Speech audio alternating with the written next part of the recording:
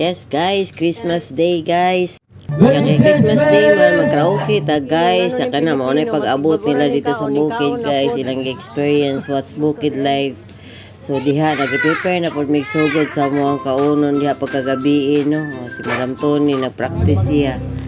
Kaya nagtuhog na dahil may barbecue oh. Uma, nagsugba po may og panga. Uma, naapod may dancer habang nagluto may. Yang as usual guys, ang obserbasyon ni Apam nga ano daw ang Pilipino, sige eat. Maski busog pa mukaon no gihapon.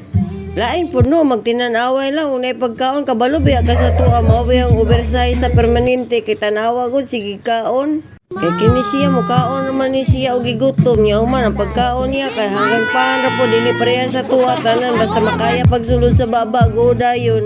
So kana nga time guys kay nagpictorial sa amin ha kay bago magsugod among party o nagfamily picture ko noon lain-laing pamilya ang kuan ba ang grupo ana. So diri guys 5 na lang sa amin kay nabawasan na may 1-8 man unta mi ani ning picture last 2-3 years ago.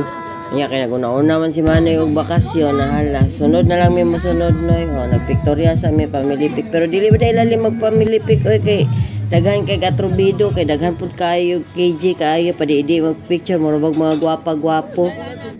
Sumana na guys, nangaon na dayon mi. Ya pagkahuman ana nagduwa na dayon mi. Ya first dula si Apam pastilapan na pildi man dayon, wa man lang niinit ang tiil nagsayaw-sayaw. Siya man dayon nadakpan. Nawa gud na naliog sa kuan garter. Ya kana not picking the color, ambot og kinsa ni daog si Kian man tato pero napildi ra gid siya sa katapusan. Ya pagkahumag duwa nagkaraoke na dayon mi. Perti man pun lingawa.